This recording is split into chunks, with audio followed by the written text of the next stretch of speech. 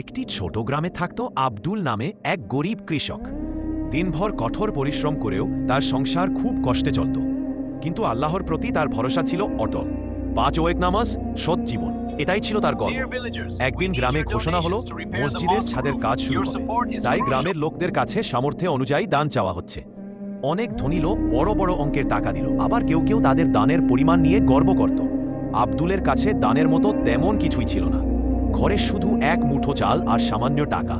রাতের খাবার দিতেও কষ্ট হবে, তবু সে মনে মনে ভাবল, আল্লাহ রিজিক দাতা, যদি তার ঘরের জন্য কিছু দিতে পারি তবে আল্লাহ নিশ্চয়ই আমাকে আরও ভালো রিজিক দেবেন।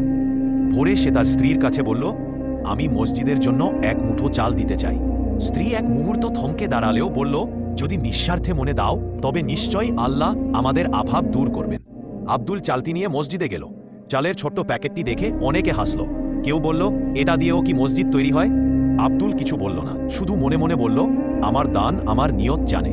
সেই দিন সন্ধ্যায় গ্রামের জমির মালিক হাজী সাহেব মসজিদে এসে ঘোষণা করলেন, আজ এক গরিব কৃষকের দানের খবর শুনে আমি অনুপ্রাণিত হয়েছি। তার আন্তরিকতা আমাকে ছুঁয়ে গেছে।